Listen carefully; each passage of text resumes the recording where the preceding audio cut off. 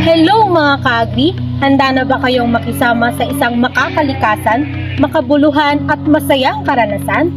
Ako si Nicole Jane Equias at samahan nyo kami ngayon dito sa Eco Park Palakapak, Canton City kung saan natututo, nagseserbisyo at nagmamahal kami sa kalikasan. Tara na't tuklasin natin kung paano naging makulay at makabuluhan ang aming OJT journey ngayong taon.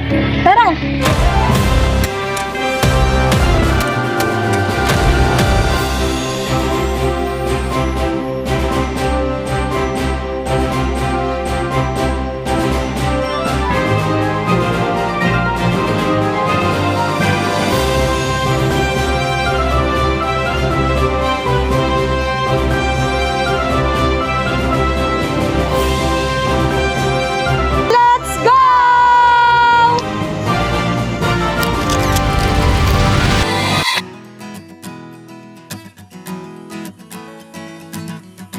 Dito sa aming naging practicum sa Eco Park, aming nakita, naranasan at nabigyang pagkakataon na matutunan ang wastong pag-aalaga sa mga hayop na kanilang inaalagaan. Dito namin natutunan kung paano ang pag-dehorn, pag-inject, pagbibigay ng vitamins, pagpapagatas, pag-PD, pag-drive ng tractor at ang paggiling ng mais na ipinapakain sa mga hayop.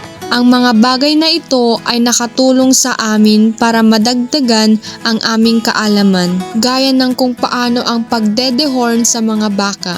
Ang dehorning ay ang pagtanggal ng kanilang mga sungay upang hindi makasakit sa ibang hayop at sa mismong taga-alaga nito, lalo na kung nasa iisang kulungan. Itinuro at ipinaranas rin ng kanilang vet sa amin ang pag-inject sa mga may sakit na kambing at iba pang hayop. Dito namin naunawaan ang kahalagahan ng tamang pag-aalaga at kahalagahan ng pagbibigay sapat na nutrisyon para maiwasan ang iba't ibang mga sakit. Ika nga, prevention is better than cure.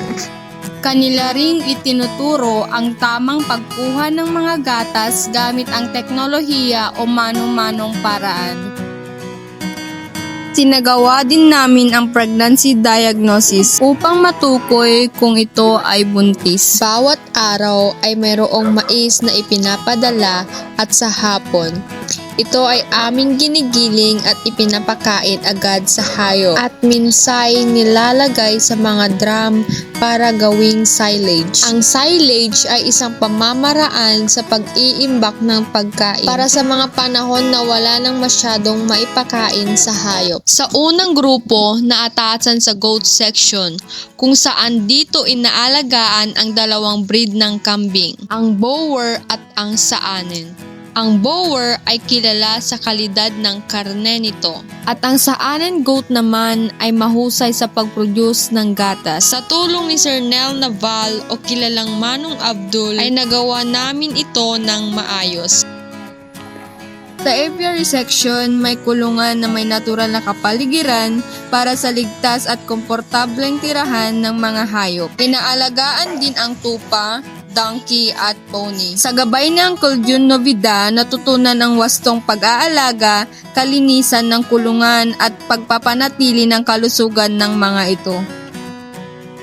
Sa Group 3 naman, naatasan mag-alaga ng mga kalabaw, Holstein at Highlanders na baka. Ang kalabaw ay mahalaga sa sakahan at ginagamit din sa produksyon ng gatas. Ang Holstein ay kilala sa mataas na gatasan at pinaparami sa pamamagitan ng artificial insemination. Ang Highlander naman ay matibay at nabubuhay sa iba't ibang klima. Kasama sina Auntie Celia, Uncle Francis, Uncle Edgar at Kuya Ramon. Tumutulong kami sa pagpapakain, paglinis ng kulungan at pagtiyak sa kalusugan ng mga hayop sa loob ng isang linggo.